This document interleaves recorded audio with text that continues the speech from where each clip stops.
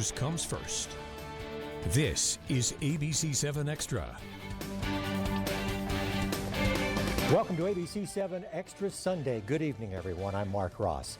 The battle continues to bring two wildfires in southern New Mexico, the South Fork and the Salt, under control. Both fires started on Monday. The Salt Fire, which is to the south of Ruidoso, has burned over 7,000 acres. Part of that fire is burning on land belonging to the Mescalero Apache tribe. And the South Fork Fire to the northwest of Ruidoso has consumed over 16,000 acres. As of Friday morning, both fires remained at 0% containment. Tonight, ABC-7 Extra is bringing you added perspective on how resources are coordinated at the state and national level to fight these wildfires. Joining me now is Sean Peterson. He is the center manager for the National Interagency Coordination Center. We'll be joined shortly by George Ducker, the communications coordinator for the New Mexico Forestry Division. Sean, thank you so much for coming on today. Let me begin with you here and say, tell us more about what the National Interagency Coordination Center is. Sure. Thanks, Mark. The National Interagency Coordination Center is the focal point for the mobilization of national resources throughout the country, not only to wildland fire, but to all risk incidents. We do this on behalf of the 5 federal land management agencies, the U.S. Fire Administration, and the Association of State Foresters. So when a wildfire breaks out, how and when does the NICC determine the needed resources to send? Wildland fire, Mark, is really a bottom-up function, and as incident commanders get into place on incidents, 97, 98% of the time, they're able to catch those resources within the initial attack response. It's those 2 to 3 times that they don't catch those fires and they start to go into an expanded response, and they will request resources through their geographic area coordination centers.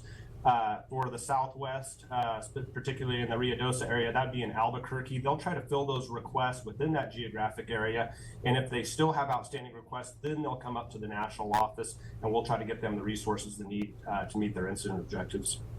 And I believe George Ducker is on with us now. George, can you hear me? Yes, I can. Can you hear me? Yes, sir, we can. Welcome to ABC-7 Extra. Let's talk about when the fires started on Monday. Who first responded to those wildfires up there? So response was a coordinated effort. The first responders were, it was on Mescalero Apache land. So we had Mescalero resources, BIA resources, and then we had local volunteer fire departments responding as well. And that's typically the way things go with these incidents, where the first folks to get there on the site are the first folks to deal with response. And as the fire grew, it grew very rapidly, and more resources were called in. Now, the Ruidoso Office of Emergency Management, do they notify you about the fires? We are notified. We're notified through dispatch. Okay, and when does the OEM contact state officials when they feel more manpower is needed to fight the fires? Well, I think that it depends on situational awareness. It depends on sizing up the fire. It depends on seeing what's happening on the ground. And those decisions, they do take a little bit of time, but they work as quickly as they can with what they're hearing from the folks that are responding initially to the incident. All right, we'll continue our discussion with our guests when we come back. In the meantime, there are many local groups collecting food, water, and other supplies to take to residents in Ruidoso who were forced to evacuate. We have an updated list on our website, kvia.com, and if you would rather give money to help the residents and the responders in need, the Paso del Norte Community Foundation has established the Wildfire Relief Fund. This emergency fund will provide financial resources to support immediate and long-term recovery needs for the people, animals, and places affected by those devastated wildfires. And that is in partnership with the Community Foundation of Lincoln County and their Shelter Fund, the Community Foundation of Southern New Mexico and their Greatest Needs Impact Fund for Lincoln and Otero counties, and the Albuquerque Community Foundation and their Emergency Action Fund. And you'll find a link on the kvia.com homepage. Look for the ABC-7 Extra Sunday story. You're watching ABC-7 Extra Sunday. We'll be right back. Of course, the GMC Terrain offers different drive modes. What about Weekend Warrior mode? Or you don't see that everyday mode? How about Out of the Office mode? Or even, Are you out of your mind? mode. Want a mode for everything? Sign and Drive is here. Get this ultra-low mileage lease on this 2024 Terrain SLE for around $379 per month with zero due at signing. See your El Paso Las Cruces GMC dealers. El Paso Emergency Room is the place you can trust when emergency strikes. Board-certified physicians will help ease your trauma, and you'll never wait. That's our promise. El Pasoans caring for El Pasoans. El Paso Emergency Room, 2 locations east and west. I'm gonna be late. Sorry. And drive safe out there as there's plenty of traffic heading to today's big game.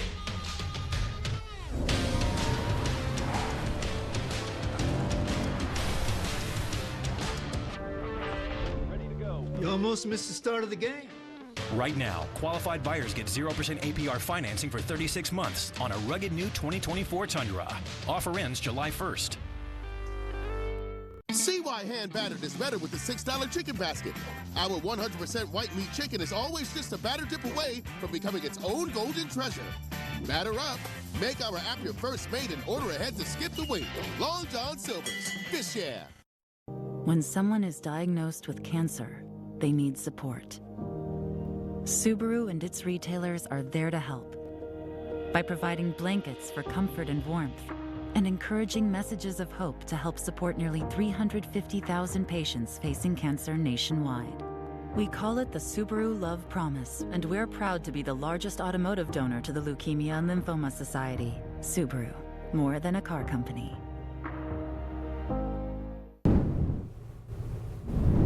And welcome back to ABC-7 Extra Sunday. Tonight we're giving you added perspective on the wildfires in Ruidoso with George Ducker, the communications coordinator for the New Mexico Forestry Division, and Sean Peterson, the center manager for the National Interagency Coordination Center.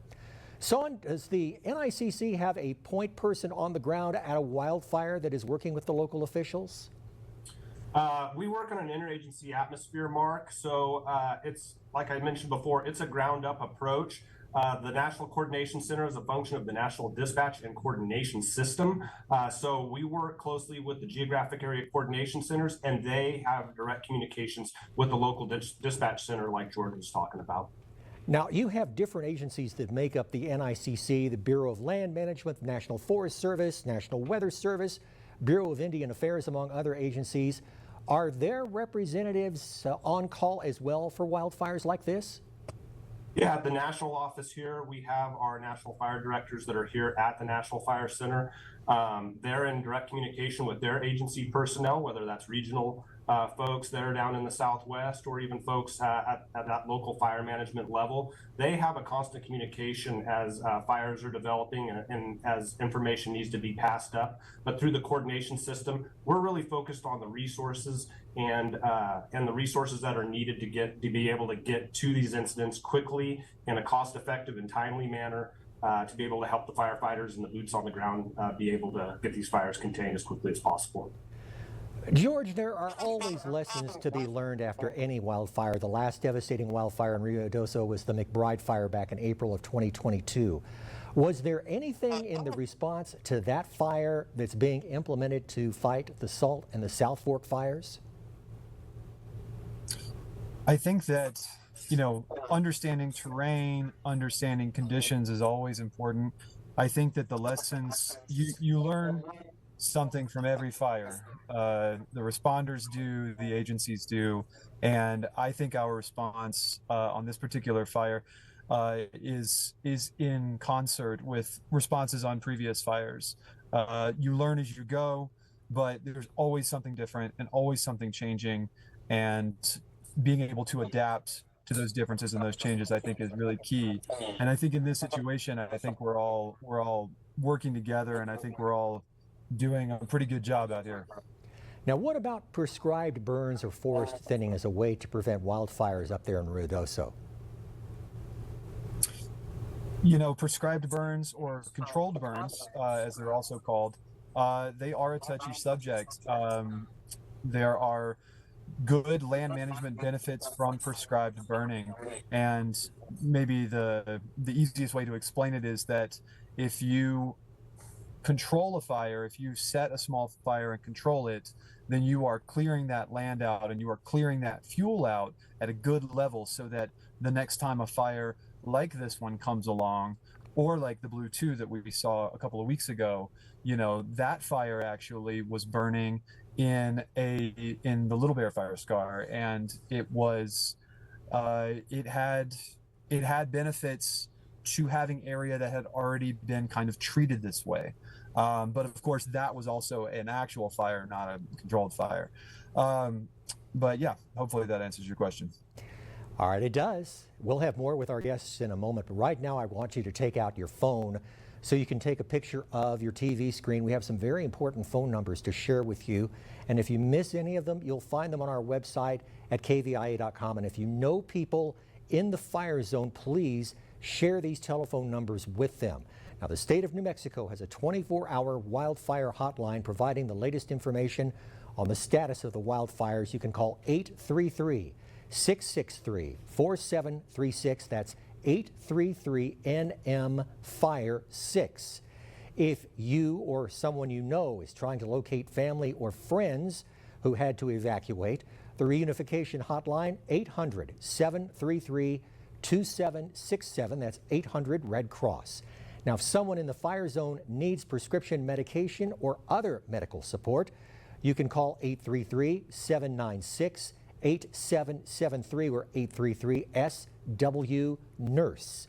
And finally, for mental health counselors, the New Mexico Crisis and Access Line, 855-NM-CRISIS or 855-662-7474. And again, we'll have all those phone numbers on our website at kvia.com. Stay with us, ABC-7 Extra Sunday. We'll be right back. It all starts with a Chevy truck. Chevy Silverado with the TurboMax engine and best-in-class standard torque. And Chevy Silverado HD with up to 14 available camera views. Whatever you do, do more in a Chevy truck. Get yours now. Get $5,750 total cash allowance on this Silverado with a 5.3-liter engine. That's 10% below MSRP. Visit your El Paso Las Cruces Chevy dealers. Hi, I'm Dean Travis, and this is Johnny, and I wanted to let you know about our current dog food special direct from our factory. Mention this commercial at any PetSmart location to receive 50 pounds of complete and balanced nutritious dog food for only $21.99 each. You can't beat this deal anywhere for the freshest dog food made right here in our factory in Texas.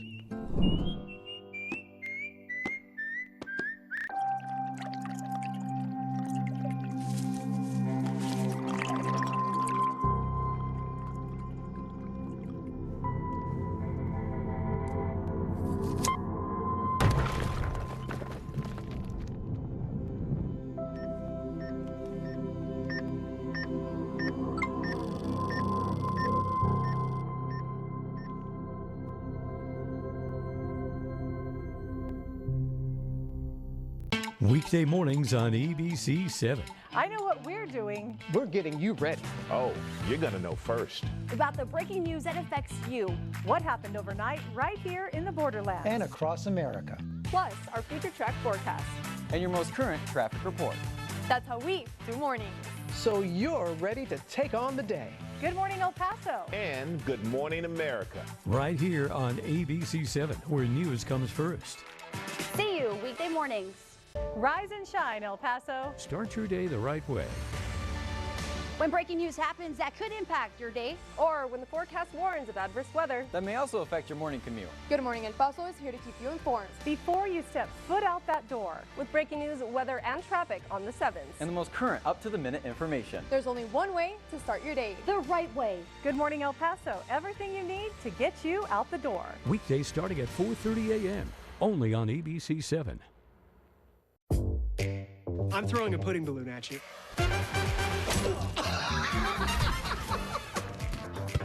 Sorry. My father thinks he's Burt Reynolds. Yes, I do. Ah, you're crazy. Or am I so sane that you just blew your mind? Am I supposed to understand what you mean by that? These hits don't lie. Would you be a lamb and open this jar of mustard for me? Did we just get hustled? There's no way they were 70. Interesting. It's both an electric and a gas car. Yep. Quite the paradox. The first ever Lexus RX plug-in hybrid. Electric for short trips, gas for long. It really is both. Lease the 2024 RX 350 for $509 a month for 36 months.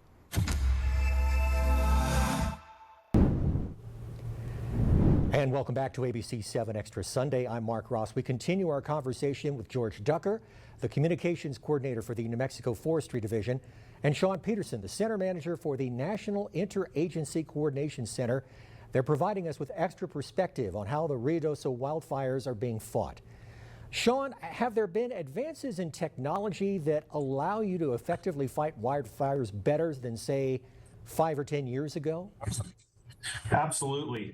There's a lot of different types of technology advances, Mark. It goes from our detection ability to be able to detect fires quickly, whether historically we had lookouts and those types of things. We have cameras now stationed across a number of mountains across the western United States that actually have algorithms built in to detect fires and to notify fire managers and dispatch. We have satellite imagery that helps us in seeing where fire lines are on a more real-time basis. And then finally, just our equipment itself. Our air tankers are now mostly all jet-powered. They aren't the World War II type air tankers that we used to have. They are fast, they are efficient. And then finally, the use of our UAS systems, our drone systems, they can be used for situational awareness, for the boots on the ground to be able to see spot fires and those types of things, but they can also be used for aerial ignition and other types of things for actual tactical strategies being implemented on the ground on specific divisions of fires.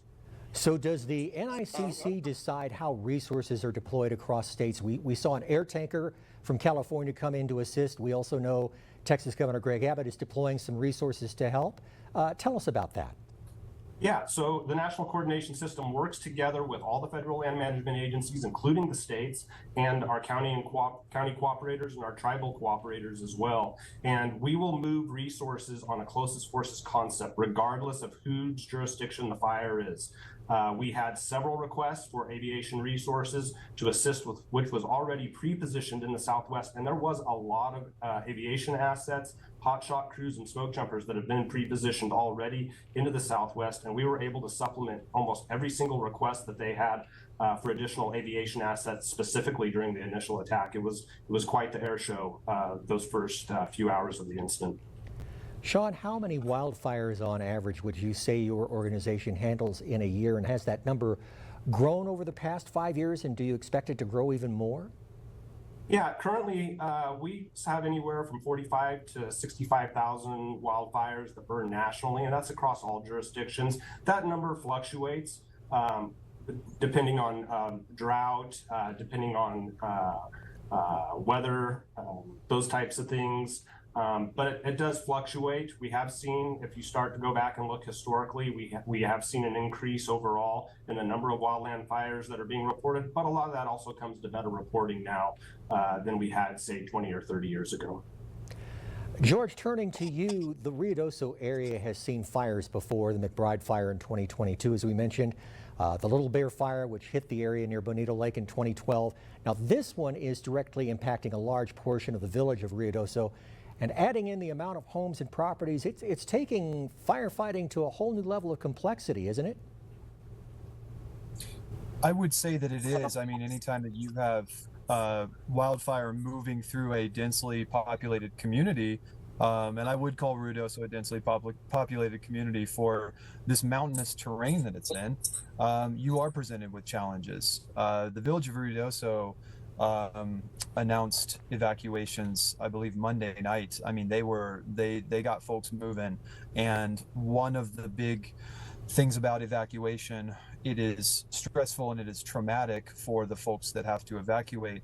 But in the case of fire response, it is helpful because then you have less people around, less bodies, less lives in danger, and you can concentrate on a number of different things. Usually, well, in this case, the two main things were trying to get a handle on it, on the fire, but then also structure protection in advance of the fire.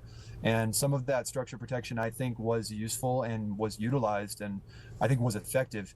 But obviously, with a fire like this, moving as fast as it did and as fiercely as it did, we were able to do as much as we could in a safe manner. Now, George, when all is said and done and the Salt and the South Fork fires are contained, who leads the investigation into how the fires started?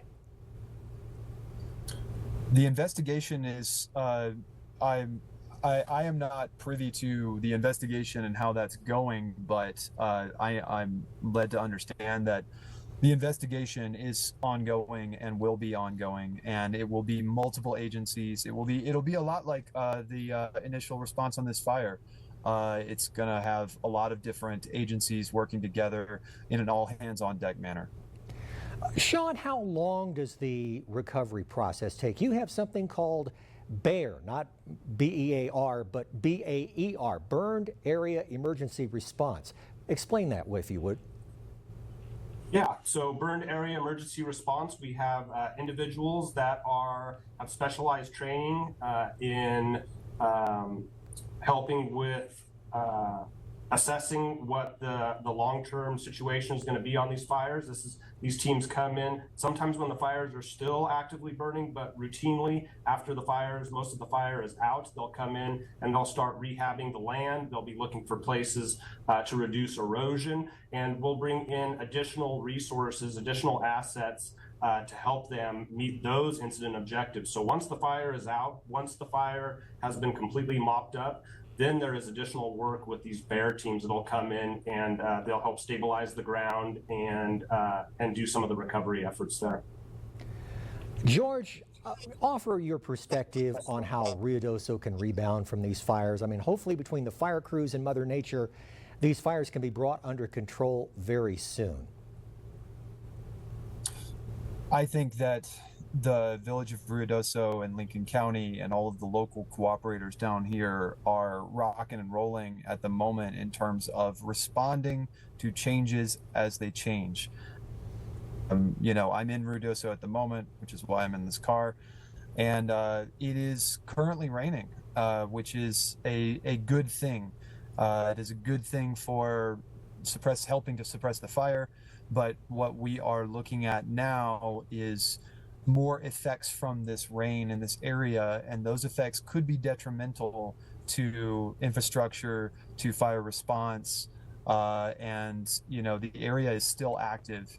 And I just want to send a shout out to the people of Ruidoso. Y'all are strong, and you got to stay strong. And everybody here is working to keep everything safe and to keep as many things together as they can.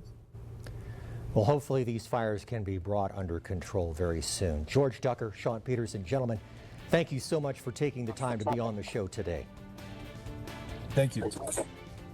And that is ABC-7 Extra for this Sunday night. I'm Mark Ross. Stay safe, stay strong. I'll see you next week. Thank you for watching. ABC-7 News is now available on any of these streaming services, as well as the KVIA News and KVIA Weather and Traffic apps.